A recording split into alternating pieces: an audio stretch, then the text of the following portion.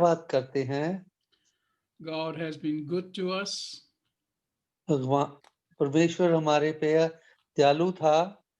We want to welcome all those that are watching us on the social media. हम सभी का धन्यवाद करते हैं जो हमको इस वक्त भिन्न भिन्न तरीकों से देख रहे हैं। We know God is going to bless you with today's word. और हमें आशा है कि परमेश्वर आपको आशीषित करेगा। We call upon the power of God to speak and to speak to your heart. हम प्रार्थना करते हैं कि प्रभु परमेश्वर आपसे बात करेगा। Today's topic और आज का विषय है why submit to ungodly authority. कि जो परमेश्वर की ओर से अधिकार नहीं है उसको क्यों हम स्वीकारें। Why do we need to submit to an authority that we see as ungodly? हम उस अधिकार को क्यों माने, उस अथॉरिटी को क्यों माने जो कि परमेश्वर की ओर से नहीं है। Now, with everything that's happening in the world, we are starting to think and to doubt if the authority is correct or not. जैसे कि अभी इस संसार में जो घटना घट रही है उसके हिसाब से हमको पता चलता है कि ये क्या है। We are wondering if the authority that is there is correct or not. हमको ये पता चल रहा है कि ये जो घटनाएं हो रही हैं ये किस अधिकार से हो रही हैं। There is some noise in the background. Please, we are live.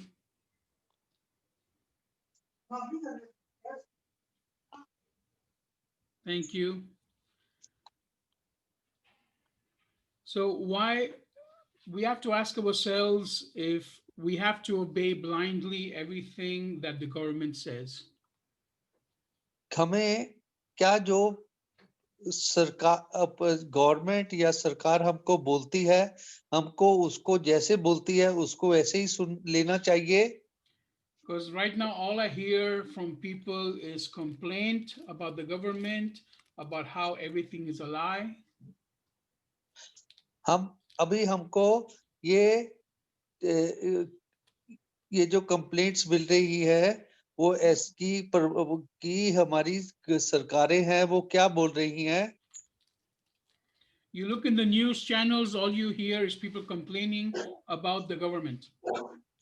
हाँ, आप जो भी प्रकाशित खबरें होती है उसपे हमको पता चलता है कि वो गवर्नमेंट के बारे में क्या-क्या बोल रहे हैं। They're always complaining about the government. हाँ, वो गवर्नमेंट के बारे में, सरकार के बारे में कभी भी वो शिकायतें करते हैं। So we have to be careful not to fall into that same mindset of complaining. Pastors, repeat please. We have to be not fall in that mindset of always complaining. Sorry, Pastor, I Yeah, just go to the other I think room. you need to tell the people behind you to stop talking, please, so we continue with the word of God. Just a second. Yes, thank Yes, you. Pastor. Now I am alone now. Okay, thank you. Yeah. So we have to not have the same mindset to complain all the time. और हमको ये ध्यान रखना चाहिए कि हम वो सारी शिकायतें हर वक्त नहीं करते रहें। Now, we will always have authority above us. और हमारे ऊपर भी एक संरक्षक होगा। We have always parents. हम हमारे माता-पिता हैं। We have the government. हमारे ऊपर सरकार है, We have pastors and apostles. हमारे ऊपर उपदेशक और पास्टर्स हैं, We have teachers in school. हम हमारे स्कूलों में अध्यापक हैं, We have a boss in our job. हमारे ऊपर हमारा हमारे ऊपर जो काम में हमारे ऊपर के अधिकारी हैं, We have in the Bible where the husbands have authority over the wives. और बाइबल में लिखा है कि हस्बैंड की अ, अ, पत्नी के ऊपर पति का अधिकार है, And finally, we always will have God as the authority. और अंत में केवल प्रभु परमेश्वर का ही हम पे अधिकार है। Now, there are three types of authorities that we have above us. और हमारे ऊपर 3 प्रकार के अधिकारी हैं। First, we have the godly authorities. पहला परमेश्वर का अधिकार, Then we have the ungodly authorities. और दूसरा शैतान का अधिकार, And then we have the authority that we think is ungodly. Sorry, Then we have the authority that we think is ungodly. और एक तीसरा अधिकार वो है जो हम ये सोचते हैं कि ये अधिकार शैतान की ओर से है। There might even be authority in the church that we decide that is ungodly. और शायद कलीसिया में भी ऐसा अधिकार हो जिसको हम सोचते हैं कि ये शैतान की ओर से है। Now, one thing we have to understand before we even talk about this, और हमको ये अच्छी तरह समझ लेना चाहिए इससे पहले कि हम इसके बारे में बात करें, that all authority is over us by God. कि ये जो सभी अधिकार है वो हमें प्रभु परमेश्वर की ओर से है। Nothing, हमारे पे nobody has जो भी, authority over us unless God decides it. हाँ, और हमारे पे किसी का अधिकार नहीं है जब तक कि प्रभु परमेश्वर उनको ये हक नहीं देता। When Jesus was standing in front of Pilate, जब यीशु मसीह रोमन अधिकारी पायलट के समक्ष खड़े थे, and Pilate had the authority to declare Christ to die or to live. और वो रोमन अधिकारी को ये हक था कि प्रभु यीशु मसीह को जीने या मरने का अधिकार दे। When Pilate told this to Jesus, जब रोमन अधिकारी ने ये बताया, Jesus answered, और यीशु मसीह ने जवाब दिया, उत्तर दिया, the only authority you have is the one that God has given you. आप तो यीशु मसीह ने रोमन अधिकारी को बोला कि सिर्फ वो एक अधिकार है जो तुम्हें परमेश्वर ने दिया है। So even if something is told to us by the government that you think is not good for you, अगर हमें सरकारें ये बताती हैं कि कोई भी वस्तु जो है हमारे लिए नहीं अच्छी है, if we are told to do something and you know it is not good for you, sorry, if you are told to do something and you know it might not be good for you, और अगर आपको बोला जाता है और आपको पता है कि ये आपके लिए अच्छा नहीं है, you have to understand that God is the one that has the authority. तो आपको समझना चाहिए कि ये परमेश्वर ही है जिसका आप पे संपूर्ण अधिकार है।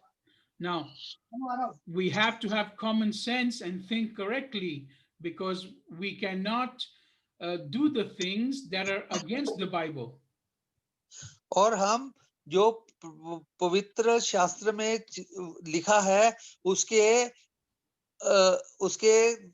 विरुद्ध नहीं जा सकते, Because there are many rules the government makes which are directly against God. और ये कई सरकारें ऐसे कानून बनाती हैं जो कि ईश्वर की इच्छा के बिल्कुल विरुद्ध होते हैं। There are some things that are very clear that God has said we cannot do. और प्रभु परमेश्वर ने बोला है कि ये काम आप बिल्कुल नहीं कर सकते। Just because the government allows for men and women to live together and not to get married, जैसे कि सरकारें आदमी और स्त्री को आज्ञा देते हैं या उनको इच्छा देते हैं कि वो इकट्ठे रह सकते हैं और शादी ना करें, शादी के बिना रह सकते हैं। that doesn't mean we can do it. Sorry. That does not mean that we can do it as Christians. हाँ, तो ये जो आज्ञा है वो हम मसीही लोग नहीं कर सकते। Just because the government allows homosexuals to get married doesn't mean we can allow that. Sorry, say it Just again pass. because the government allows homosexuals to get हाँ married doesn't mean that we can support that. हाँ, क्योंकि अगर ये हमको सरकार बोलती है कि ये आप काम कर सकते हैं मगर हम ये काम नहीं कर सकते। We have to be careful that we don't blindly obey everything, और हमको ये देखना होगा कि हम जो भी है वो बिना सोचे समझे ये काम ना करें। but we do have to obey the authorities. परंतु हमको ऊपर वालों का देखना पड़ेगा। Let us go to Daniel chapter 2. अब हम दानियल के अध्याय 2 में जाते हैं। Verse 21. हाँ, और 21वीं आयत, दानियल का अध्याय 2 और 21वीं आयत Says, it is God who alters the times and seasons, and he removes kings and promotes kings. He gives wisdom to the wise and knowledge to the discerning. समय और ऋतुओं को वही पलटता है, राजाओं का अस्त और उदय भी वही करता है, बुद्धिमानों को बुद्धि और समझ वालों को समझ भी वही देता है। So we see here that it is God who gives and takes away the authority of all the kings. हम यहाँ देखते हैं कि जो सभी अधिकार मनुष्य को दिए गए हैं वो प्रभु ही देता है। God is the one who puts presidents and he's the one that takes them away. वही राष्ट्रपति बनाते हैं और वही उनको हटाते हैं। Let's go to Romans chapter 13. Romeo की किताब, रोमियो का अध्याय 13 verse 1 onwards. और आयत 1 से आगे। It says, every person must be subject to the governing authorities, for no authority exists except by God's permission. The existing authorities have been established by God.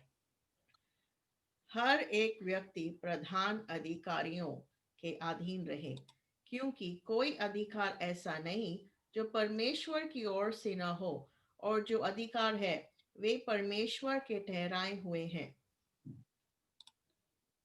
So that whosoever resists the authorities opposes what God has established, and those who resist will bring judgment on themselves. दूसरा वचन, इसलिए जो कोई अधिकार का विरोध करता है वह परमेश्वर की विधि का विरोध करता है, और विरोध करने वाले दंड पाएंगे। Now here we see that it is very clear that God says that he has put all authority above us. और हम यहाँ देखते हैं कि प्रभु परमेश्वर ने ही हमारे ऊपर अधिकारी नियुक्त किए हैं। So if we resist the authority, we are actually resisting what God has done. अगर हम वो अधिकारों का हनन करते हैं तो हम परमेश्वर की आज्ञा का हनन करते हैं। Right now, because of the pandemic, we have rules that we do not like. अब ये जो कोरोना वायरस हुआ है उस करके कई जो आज्ञाएं हैं हम उनको अच्छा नहीं करते। Many businesses have been closed because of the laws of the government. और सरकार के कानूनों के द्वारा ये बहुत से बिजनेस जो है जो व्यवसाय हैं वो बंद कर दिए गए हैं। We have to wear masks when we go out. हमको मास्क पहनना पड़ता है जब हम बाहर जाते हैं We cannot leave our home whenever we want to. और हम अपना घर से बाहर भी नहीं जा सकते जब हम जाना चाहते हैं। There are curfews at night. और रात को कर्फ्यू लगता है। So what are we supposed to do in this situation? तो हम इस हालात में क्या करेंगे? The Bible says we have to submit to authority. तो बाइबल में लिखा है, पवित्र शास्त्र में लिखा है कि हमें भगवान के आज्ञा का पालन करना होगा। These people have been put there by God. और ये लोग भगवान के द्वारा नियुक्त किए गए हैं। You have to understand one thing, that God cares about you. मगर आपको ये मानना पड़ेगा कि ये भगवान के द्वारा ही नियुक्त किए गए हैं। God cares about you. हाँ, और भगवान आपका भला चाहता है। He's the first one that does not want you to suffer. और वो सबसे पहला होगा कि आप किसी भी कठिनाई में फंसे। So don't worry about any of the rules that are uncomfortable. तो इसलिए कोई अगर कानून आपको थोड़ा सा दिक्कत देता है या मुश्किल देता है तो आप नहीं डरें। It is more important for you to obey God मगर सबसे महत्वपूर्ण ये है कि आप परमेश्वर की आज्ञा माने and you obey your authorities और आप अपने अधिकारियों की आज्ञा माने then you do what you want to do. और फिर आप जो करना है वो करें। Let's go to the next verse. अब हम दूसरी आयत को पढ़ते हैं। Verse 3, for the authorities are not a terror to good conduct, but to bad. Would you like to live without being afraid of the authorities? Then do what is right, and you will receive their approval. तीसरा वचन, क्योंकि अधिपति अच्छे काम के नहीं परंतु बुरे काम के लिए डर का कारण है। क्या तू अधिपति से निडर रहना चाहते हो तो अच्छा काम कर और उसकी ओर से तेरी सराहना होगी। Verse 4, for they are God's servants working for your good. But if you do what is wrong, you should be afraid, for it is not without reason that they bear the sword. Indeed, they are God's servants to administer punishment to anyone who does wrong. क्योंकि वह तेरी भलाई के लिए परमेश्वर का सेवक है, परंतु यदि तू बुराई करे तो डर, क्योंकि वह तलवार व्यर्थ लिए हुए नहीं और परमेश्वर का सेवक है कि उसके क्रोध के अनुसार बुरे काम करने वाले को दंड दे। So here we see that God is clearly saying, हम यहाँ देखते हैं कि प्रभु परमेश्वर सीधी तौर से बोलता है that we need rules and we need authority above us. कि हमारे ऊपर अधिकारी होने चाहिए और हमारे ऊपर आज्ञाएं होनी चाहिए। We need rules in order for everything to work out correctly. हाँ, कि हमारे लिए कुछ नियम होने चाहिए जिसके हिसाब से हमें चलना चाहिए। No matter what the rules are, someone will always be offended. चाहे कैसे भी नियम हो मगर कोई ना कोई इनको बुरा भला बोलेगा ही। If you have ever been in a position of leadership, you understand what I am saying. अगर आप कभी भी नेतागिरी में होंगे तो आपको ये मालूम पड़ जाएगा। No matter what you decide, somebody who is under you will not be happy with you. हाँ, तो आप कुछ भी करोगे तो आपके जो नीचे का अधिकारी होगा वो आपसे सहमत नहीं होगा। So these rules have been put there for a reason, for our protection. सो ये नियम आपकी रक्षा के लिए है। And if we break these rules, we will be punished. और अगर जब हम ये नियम तोड़ेंगे तो हमको ये दंड मिलेगा। So God says, if you break the rules, you will be punished. तो प्रभु परमेश्वर बोलते हैं कि अगर आप इन नियमों का उल्लंघन करेंगे तो आपको दंड मिलेगा। Either he will use the government and the people to punish you, or he will punish you himself. या प्रभु परमेश्वर अपने आप आपको दंड देगा या अपने उनके परमेश्वर के द्वारा नियुक्त अधिकारियों के द्वारा दंड देगा। Now the next verse. अगली आयत Says, 14 therefore it is necessary for you to be acquiescent to the authorities. Acquiescent means submitted, not only for the sake of God's punishment, but also for the sake of your own conscience. 5वां वचन, इसलिए अधीन रहना न केवल उस क्रोध से परंतु डर से अवश्य है, वरना विवेक भी यही गवाही देता है। So we see that there's a punishment from God when we go against our authorities. तो हम देखते हैं कि प्रभु परमेश्वर की आज्ञा के का उल्लंघन करने से there is a punishment from God for going against the authorities. परमेश्वर की ओर से अधिकारियों के आज्ञा का उल्लंघन करने का दंड है। And at the same time, there is a responsibility and a duty from our side. और हमारी ओर से भी ये कर्तव्य है कि हम उनकी आज्ञा माने। We have to do things correctly before God and before man. इसलिए हमको परमेश्वर और मनुष्य के आगे अच्छी तरह आज्ञा का पालन करना है। Now, what to do with the laws that we do not agree with? हम अब क्या करें जो नियमों का हम जो नियम हमको अच्छे नहीं लगते Or the laws we don't understand. और जो कानून हम नहीं समझते। For example, there are taxes in the world. उदाहरण के तौर पर ये दुनिया में टैक्सेस जो लगाए जाते कर लगाए जाते हैं। In the next verse, we talk about this. ये हम अगली आयत में पढ़ेंगे। It says in verse 6 and 7 talks about taxes. हाँ, ये हम आयत 6 और 7 में करों के बारे में पढ़ते हैं। Says, this is also why you pay taxes, for rulers are God's servants, faithfully devoting themselves to their work.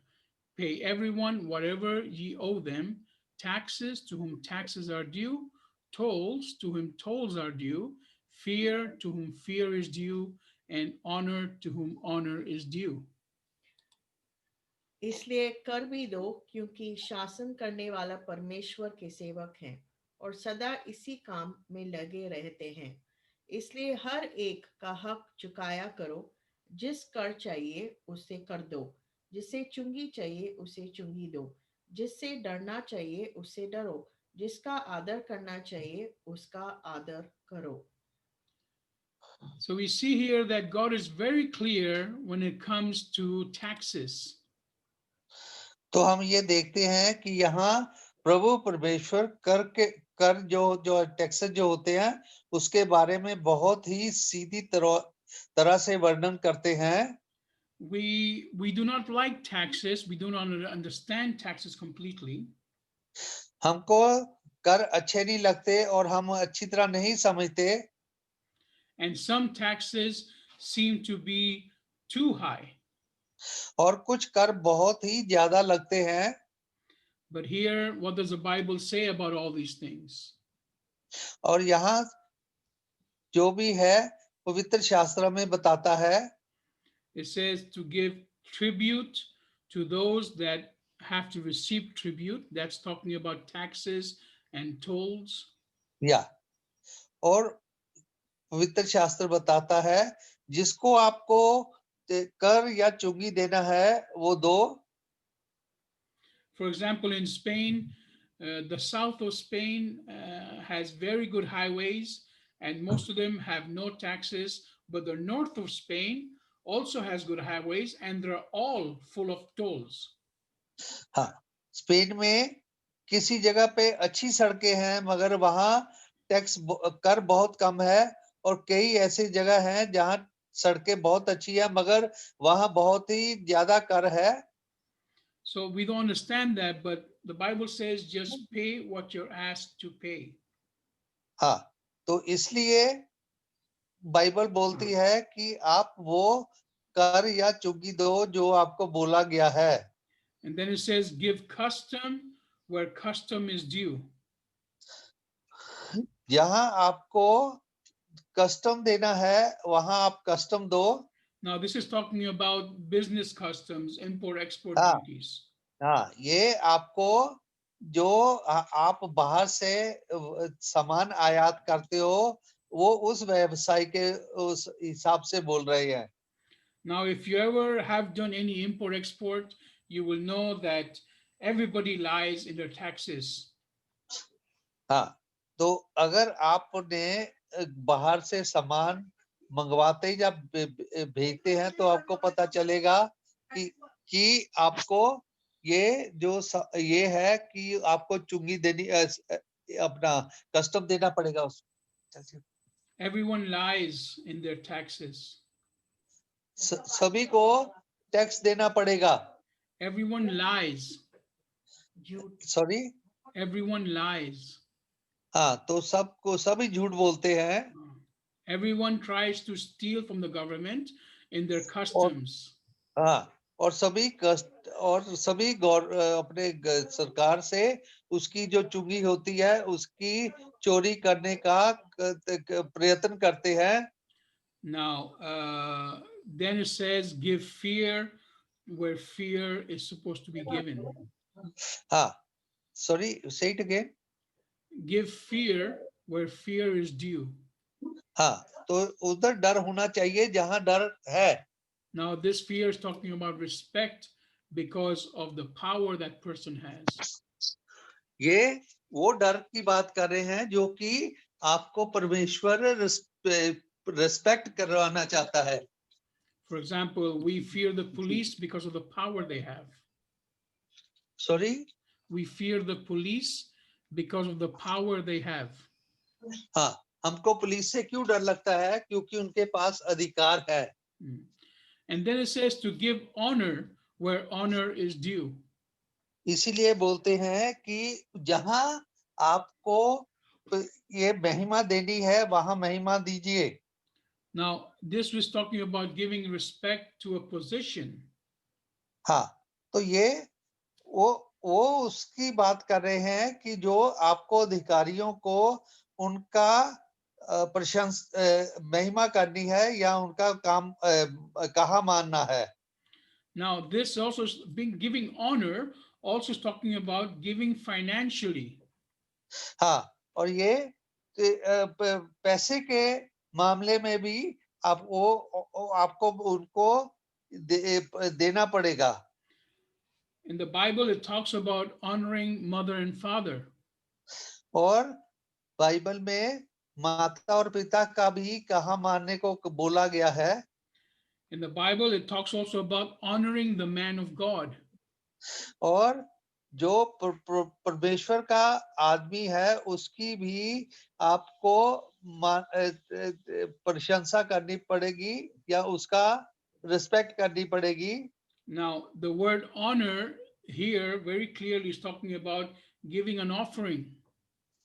और यहाँ जो ये और रिस्पेक्ट है वो उनको पैसे के भी बारे में बोला गया है।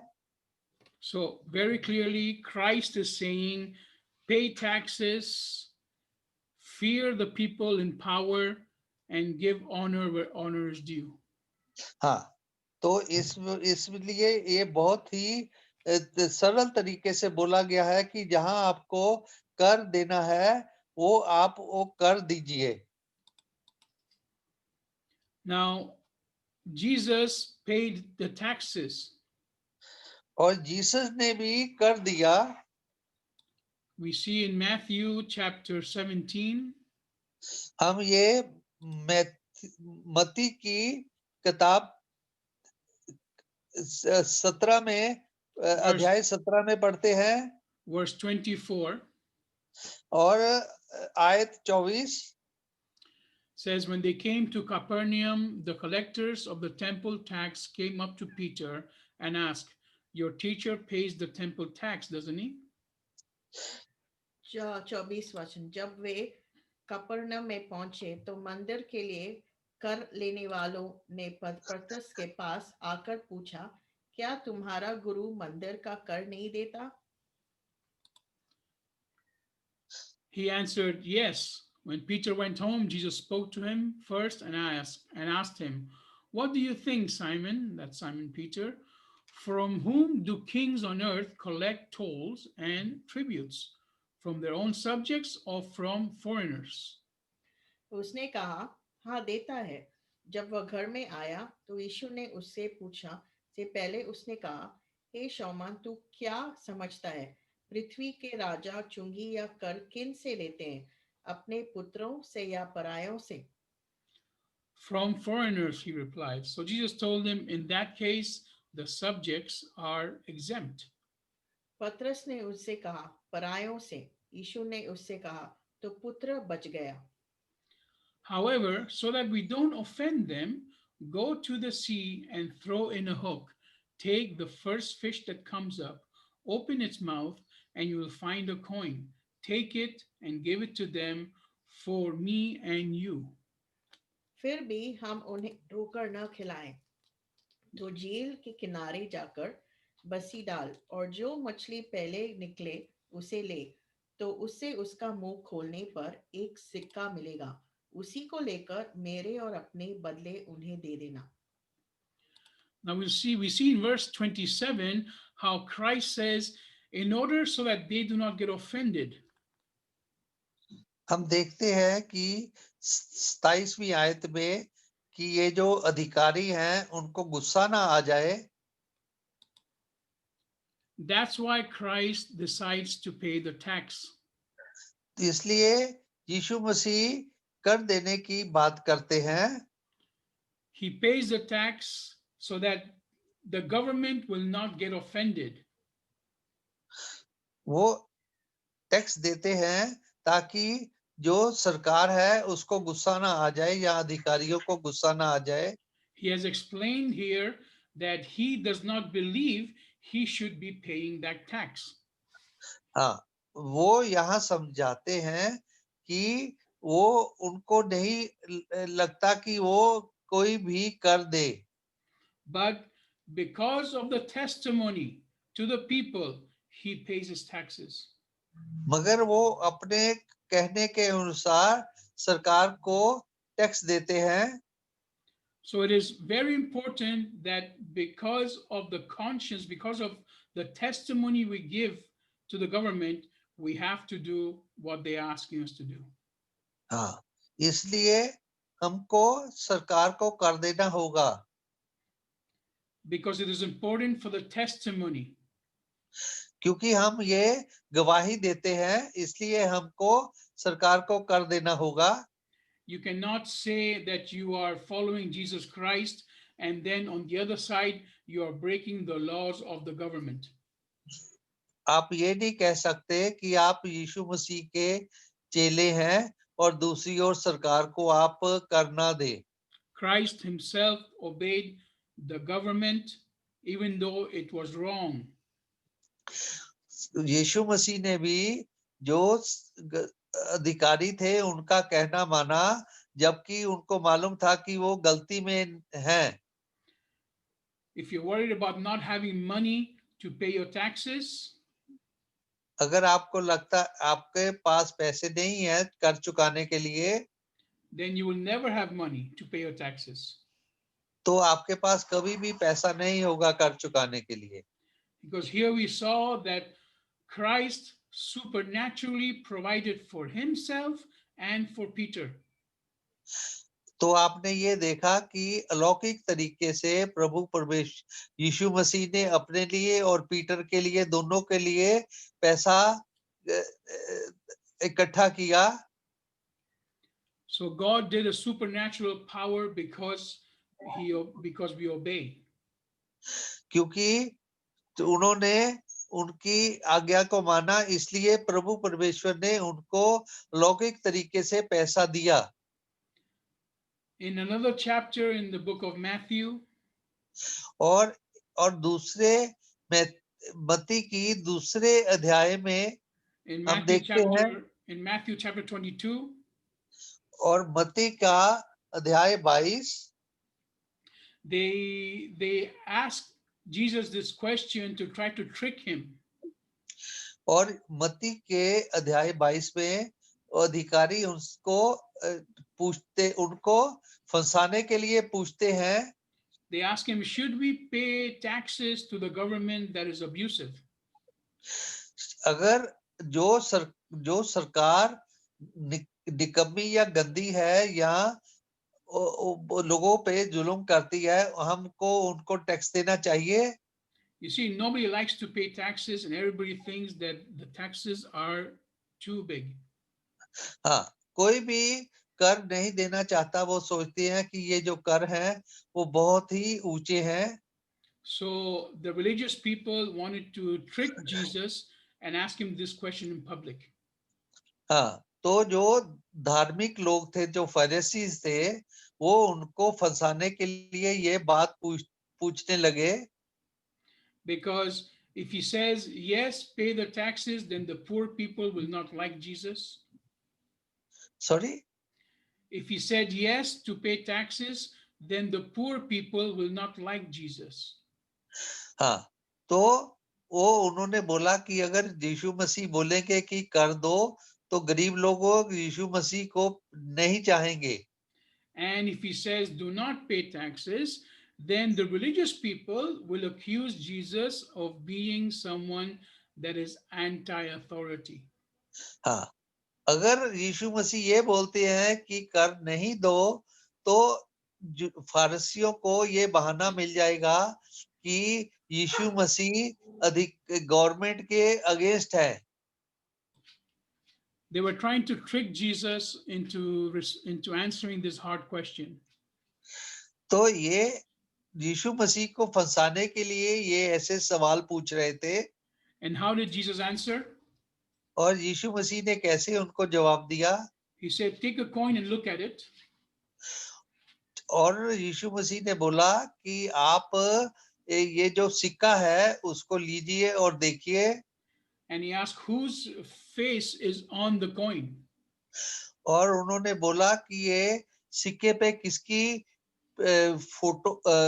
सिक्के पे किसकी तस्वीर है? And on the coin back then, they had the picture of Caesar, the governor. हाँ, तो उस समय वो सिक्के पे सीजर की फोटो थी। So he said, give to Caesar what is Caesar's and give to God what is God's. तो उन्होंने बोला कि जो सीजर का है वो सीजर को दीजिए, मतलब कि जो सरकार का है वो सरकार को दीजिए और जो भगवान का है वो भगवान को दीजिए। So Christ was very clear that we have to pay our taxes and obey the government. हाँ, तो इसलिए यीशु मसीह बहुत ही सरल थे कि आपको जो सरकार को कर देना है वो सरकार को दीजिए और जो भगवान का है भगवान को दीजिए। Now let's go to the book of Titus. और हम टाइटस के किताब में जाते हैं। It says, remind believers to submit to rulers and authorities, to be obedient, and to be ready to do any honorable kind of work. They are not to insult anyone or be argumentative. Instead, they are to be gentle and perfectly courteous to everyone. पहला वचन, लोगों को शुद्धि दिलों की हाकिमों और अधिकारियों के अधीन रहे और उनकी आज्ञा माने और हर एक अच्छे काम के लिए तैयार रहे। किसी को बदनाम न करें, दंगदालू न हो, पर कोमल स्वभाव के हों और सब मनुष्य के साथ बड़ी नम्रता के साथ रहें। It is very important to understand this verse that very clearly God tells us to submit. ये इस आयत में आपको ये बहुत ही सरलता से बताया गया है कि आप सरकार का कहना माने। Not only to submit in doing things, but submit also in what we say about them. सिर्फ उसका कहना नहीं माने मगर जो वो बोलते हैं उसको भी सुने। What we say about them, we have to be very careful. हाँ, जो हम उनके बारे में बोलते हैं, अधिकारियों के बारे में बोलते हैं, उसके बारे में भी हमको बहुत ही सावधान रहना चाहिए। It says not to protest. आप उनका विरोध नहीं करें। We cannot fight man. हम मनुष्य से नहीं लड़ सकते। When you turn on the TV, all you see is people in the streets doing protests. हम देखते हैं कि जब भी हम टीवी देखते हैं तो हम यही देखते हैं कि लोग कैसे सड़कों पे अधिकारियों का विरोध कर रहे हैं। Not only because of the COVID, but every single thing, someone is angry about it.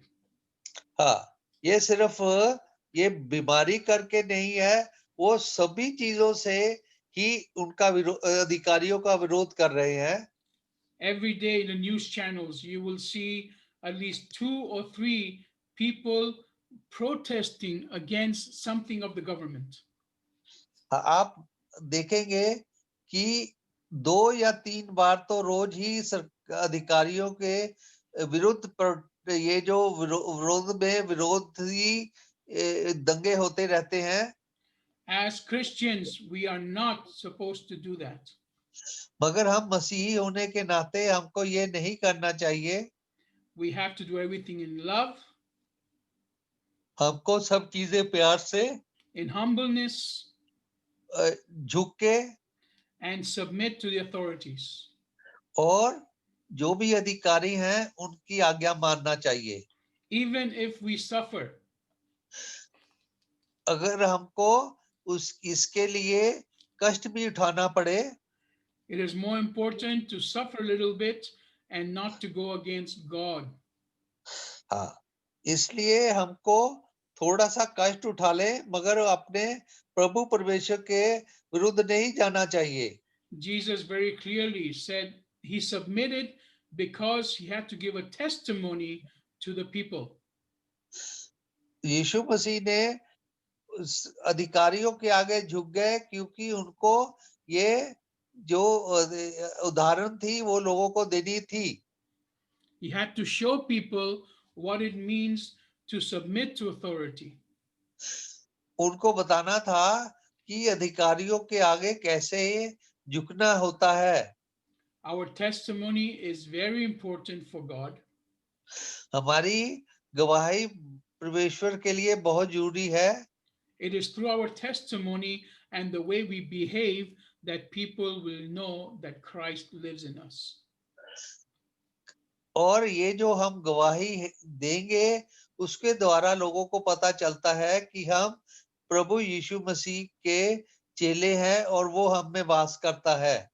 Let's go to 1 Peter chapter 2 verse 13. हाँ, अब हम पीटर में पीटर की किताब में chapter 2, चैप्टर verse 13. अध्याय 2 और आयत 13 से 15 तक पढ़ते हैं। Says, for the Lord's sake, submit yourselves to every human authority, whether to the king as supreme or to the governors who are sent by him to punish those who do wrong and to praise those who do right.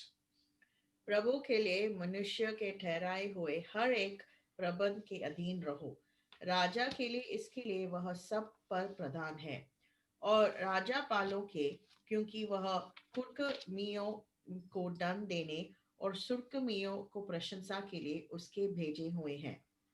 For it is God's will that by doing right, you should silence the ignorant talk of foolish people. क्योंकि परमेश्वर की इच्छा यह है कि तुम भले काम करने से निर्बुद्धि लोगों की अज्ञानता की बातें को बंद कर दो। Amen. So we see here that very clearly God tells us that because of his name, we need to do things correctly. हमें ये यहाँ इस भली भांति बताया गया है कि हमें परमेश्वर की इच्छा के अनुसार ये सब बातें अधिकारियों की माननी चाहिए Because of the name of God. और प्रभु परमेश्वर के नाम के ऊपर और उनकी इच्छा के अनुसार। Because what you do represents Jesus Christ. क्योंकि आप जो भी करते हैं वो आप यीशु मसीह को ही की आज्ञा के अनुसार करते हैं। People will judge Jesus because of what you do. और प्रभु और लोग यीशु मसीह को आपकी गवाही के अनुसार ही देखेंगे। So you have to do what is correct before the authorities and the government. इसलिए आपको लोगों के और अधिकारियों के सामने ठीक तरह से व्यवहार करना होगा। Because by doing this, in verse 15, it says, और आयत 15 में ये बताया गया है that you will silence the ignorant talk of foolish people. कि आप जो बेवकूफ लोग हैं उनकी बातों का ध्यान नहीं करना होगा। You see now on TV so many times, like I said, the riots, people going on in the streets. जैसे कि पास्टर जी ने बताया कि लोग कैसे दंगे फसाद करते हैं टीवी पे। Those are foolish people. वो क्योंकि वो बददिमाग लोग हैं They are out of control. और वो किसी के भी नियंत्रण में नहीं है। So we cannot do what they do. इसलिए हम वो नहीं कर सकते जो वो कर रहे हैं। So very clearly, God is asking us to submit to the authorities that are above us. इसीलिए प्रभु परमेश्वर ने बोला है कि हम अधिकारियों के नीचे रहें और उनकी आज्ञाओं का पालन करें। We do everything they ask us to do if it doesn't go against God. और हम सबको ये करना चाहिए जो कि परमेश्वर की इच्छा के अनुसार है। Do the things they ask us to do unless it goes against God. हाँ, हमको वो सब कुछ करना है जो कि प्रभु अगर वो आज्ञाएं प्रभु परमेश्वर के विरुद्ध नहीं जाती। And at the same time, we cannot speak constantly against the government.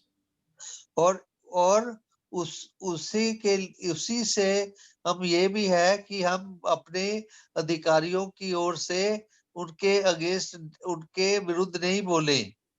So we have to do what they say and not to complain.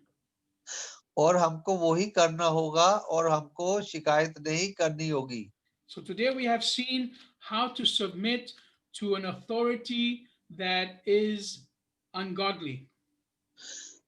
अब हमको ये आज हमने देखा कि जो अधिकार परमेश्वर की ओर से नहीं है वो कैसा होता है। Next week we will see how to deal with a godly authority that is not behaving godly. हाँ, और अगले सप्ताह हम देखेंगे कि प्रभु परमेश्वर की आज्ञा क्या होती है। For those that are godly authority but behaving ungodly. हाँ, जो कि परमेश्वर के हिसाब के हिसाब से आज्ञा देते हैं, मगर वो परमेश्वर की आज्ञा नहीं होती। For example, inside the church, जैसे कि हम चर्च के अंदर बोलते हैं, we see that many people do not behave as godly leaders. कि चर्च के अंदर बहुत सारे लोग हैं जो कि प्रभु परमेश्वर की आज्ञा के अनुसार नहीं चलते। How do we deal with those leaders? हम वो उनको जो लीडर्स है, जो उनसे कैसे हम व्यवहार करें। How do we deal with authority in the church that is not godly? और हम वो आज्ञाओं का कैसा पालन करें जो कि परमेश्वर की ओर से नहीं है। Is it the same way with the people in the world? ये वही चीज है जो कि दुनिया में चलती है। We have to pray to God to deal with these people. हमको परमेश्वर से प्रार्थना करनी चाहिए कि ये लोगों से हम कैसे निपटे। We have to pray to God for Him to deal with these people. हमको प्रभु परमेश्वर से प्रार्थना करनी है कि वो इन लोगों से निपटे। It is God who gives authority and God who takes it away. ये प्रभु परमेश्वर ही ये जो आपको अधिकार देता है और वो अपने आप ही वो अधिकार ले लेता है। The same thing is inside the church and the same thing is in the world government. हाँ, यही कलीसिया में है और यही बात कलीसिया में है और यही बात कलीसिया के बाहर है। The important thing is not what you feel or what you like. और अंत में ये बात है कि आपको क्या अच्छा लगता है और क्या नहीं लगता। That is not the important thing. ये महत्वपूर्ण चीज नहीं है। The important thing is what does God say about authority. पर ये सबसे महत्वपूर्ण बात है, ये है कि प्रभु परमेश्वर की इच्छा क्या है। If we submit to God and His authority and what He says in the book of in the Bible, अगर हमको ये देखना है कि प्रभु परमेश्वर की आज्ञा क्या है, if we want to be successful in everything we do, अगर हम सभी जो भी हम करते हैं उसमें हमको आगे बढ़ना है, then we have to obey the authority God has put above us. हाँ, तो हमको जो परमेश्वर ने अधिकारी गण बताए हैं उनको उनके अनुसार चलना होगा। Now, like I said, you have to be wise about this and not to do anything that goes against what God has instructed us in the Bible. हाँ, तो हमको ये बहुत ही सियानप से करना होगा कि भगवान ने जो प्रभु ने जो पवित्र शास्त्र में बोला है उसकी आज्ञा के विरुद्ध नहीं जाए। Now, things like masks and curfews are not something against the Bible.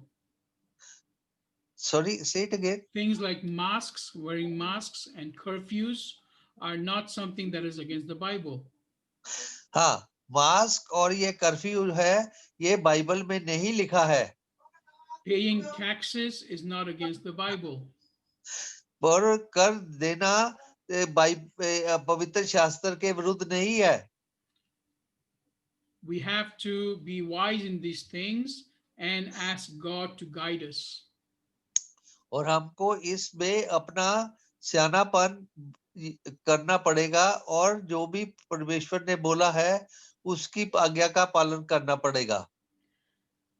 I pray that today you will have God's wisdom. और मैं ये आशा करता हूं कि आपको परमेश्वर की इच्छा मिलेगी।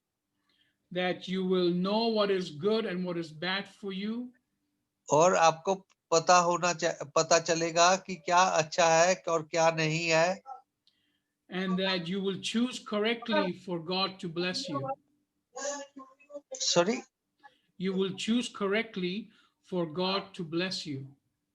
और परमात्मा आपको आशीषित करेगा. You will choose correctly. और तो आपको अच्छी तरह से चुनेगा. No, you choose correctly for God to bless you. और आप परमेश्वर को अच्छी तरह से चूज करें कि आपको वो आशीषित करे. God bless you. See you all next week. और आपको परमेश्वर अगले सप्ताह तक आशीषित करे.